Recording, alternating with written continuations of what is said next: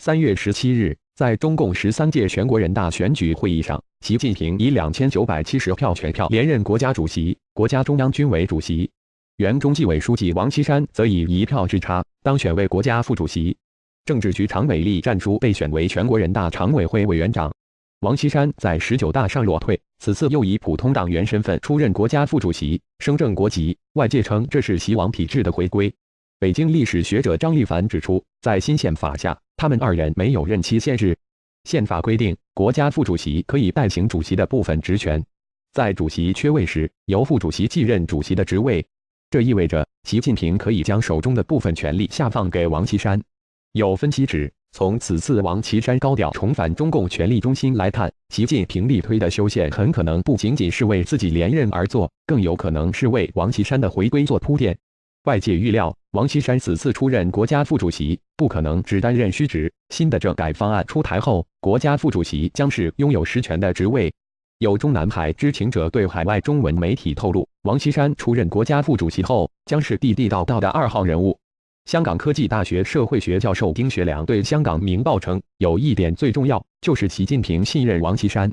相信王岐山将以类似中共中央领导小组组长的形式工作，有自己的办公室和秘书人员。丁学良认为，习近平可能要依靠王岐山处理2大难题，其一是外交问题，如中美贸易。目前，中美贸易战似乎已经开打，美国还要求将美中贸易逆差减少1000亿美元。最新的消息是，川普还将扩大对中共进口商品课征关税，总额估达600亿美元，锁定科技及电信产业。北京当局为缓和中美贸易关系，已接连派出国务委员杨洁篪和习近平的经济智囊、中财办主任刘鹤访美，但2人均无功而返。刘鹤日前对中共官方媒体说，中美双方同意近期继续在北京就有关问题进行沟通。外界猜测，王岐山或将担此重任。王岐山在18大进入常委之前，在金融经济方面有过丰富的经历，他曾经跟美国打过多次交道。旅美时事评论员郑浩昌，王岐山在当年处理广东粤海重组案时与外方谈判，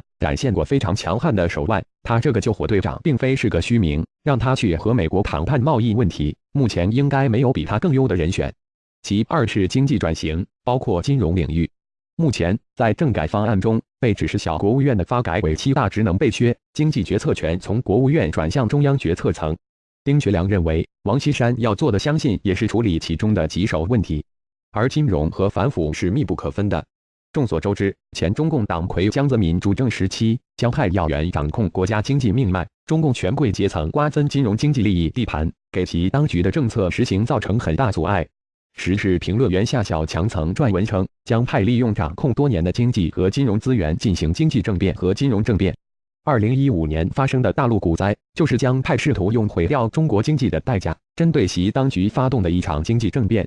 自2017年开始，习近平、王岐山重点清理江派把持多年的金融界，一大批资本大鳄被抓，一些监管体系中的两面人纷纷落马。近日，安邦集团的吴晓辉被起诉，以及安邦被保监会接管，成为当局金融反腐的风向标。日前，人大提交的政改方案中，银监会和保监会将合并，中共将在经济领域实行一行两会的监管体系，这显示习当局对金融领域的大力整改和强力监督。未来，相信在王岐山这个反腐沙皇的督导下，金融领域恐还会掀起大的风暴。美国财政部最新数据显示，今年1月中国持有美国国债的规模减少167亿美元，创6个月新低。有传闻称，北京当局将以减持美债的方式来回应美国发动的贸易战。对此，有舆论表示，有2大难题若不能解决，中方想以抛售美债的方式来打击美国，那恐怕就是一个笑话。美国财政部15日公布的最新数据显示，今年1月中国持有的美国国债规模为 1.1682 万亿美元，按月减持了167亿美元，持有规模降至去年7月以来的最低水平，但仍为美国第1大债权国。有中国大陆媒体发文称，中国平买、抛售美债是牵制美国的金融核弹，也有香港媒体认为，减缓或停购美债可能是中共政府反击美国贸易保护主义的一种手段。还有分析认为，随着美国预算赤字不断扩大，中国若缓慢抛售美债，将推动美国借贷成本走高，而美债收益率也会波及高高在上的美股市场，从而起到倒逼川普在贸易问题上就范的作用。针对上述论调，香港经济日报3月16日发文称，中国虽然持有大量美债，但也不可能用美债作为筹码，美债绝不可能成为威胁美国的货币核弹。文章表示，那些认为中方抛售美债可以抗衡美国的人都忽略了一个细节，那就是中国多年来购债的速度比不上美国发债速度。中国今天所持美债最多仅 9.4% 左右，就美债的总量来说，中国就算大量抛售美债，令美债市场短暂大幅波动，但经过调整后，仍会被其他买家吸收，美国的实质受损很有限。文章指出，中方抛美债还会遇到2个问题：一是中国能找到替代美债的稳定投资吗？二是中国搞垮美债，持有大量美债的自己难道可独善其身吗？有观察人士认为，中方如果真的抛售美国国债，导致美元贬值，反过来也会削弱中国商品在海外的竞争力。事实上，早在今年2月中旬，美国彭博社就曾引数位具名的消息人士爆料称，有部分中共高层官员建议北京当局放缓或暂停购买美国公债，这可能与美国政府近期在贸易方面向中方发难有关。当时港媒上出现的一篇题为《中国躺停买美债，随时自己也成输家》的评论文章指出，从目前5年期美债的收益率来看，美债是优质资产，这是吸引中共政府长期以来大量购买美债的原因所在，也是其他替代资产是无法与之相提并论的。文章并指出，作为美国国债的一大持有者，中共政府如果真的突然停购美债，确实会令美国财政部的融资受阻，导致美国在今后数年间的融资需求大幅上升。然而，美国债市一旦出现大的波动，当前仍然手持大量美债资产的中共政府也不可能独善其身，其直接后果恐怕是搬石头砸自己脚。就在彭博社抛出中共政府可能通过抛美债反击美国的消息后不久，中共外管局发言人很快就在记者会上回应称，这可能是假消息。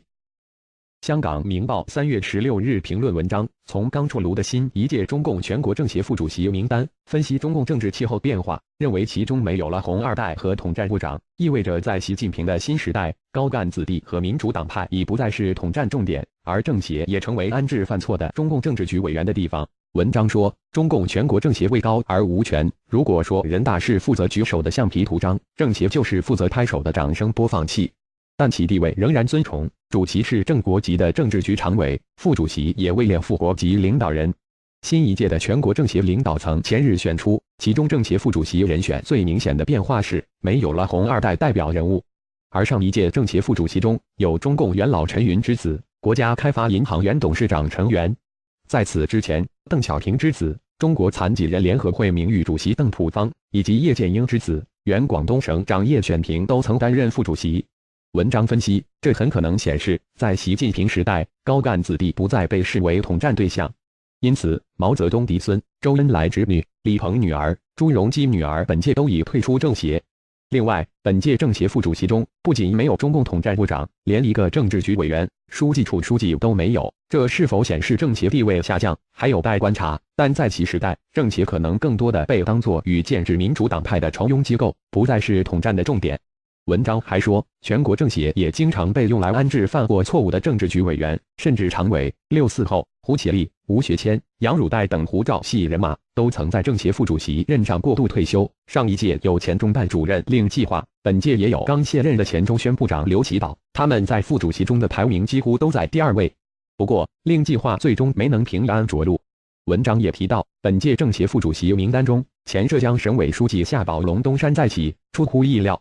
夏不仅跻身领导人行列，更掌握实权，成为新政协主席汪洋的大管家。夏宝龙被指习近平的旧部，因在浙江强拆教堂十字架备受谴责。此前曾传他将高升北京，结果去年却意外提前卸任省委书记，改任全国人大2线职务。中共19大上也卸任中央委员。此次突然卷土重来，被外界称为大爆冷。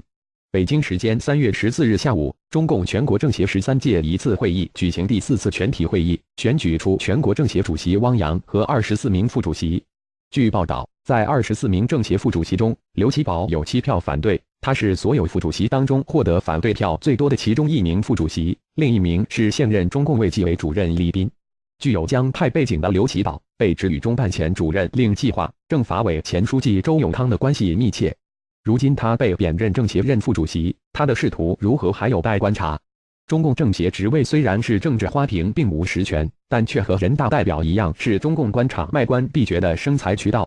多年来，政协更成为中共江泽民集团统战、渗透及收买的政治工具。不少富豪、高官甚至黑道富商为得到政治好处，热买政协头衔。目前，中共人大和政协已被称为最危险的官位。在人大政协任职的中共官员，不等于安全着陆。除令计划外，苏荣也是在政协副主席位置上落马。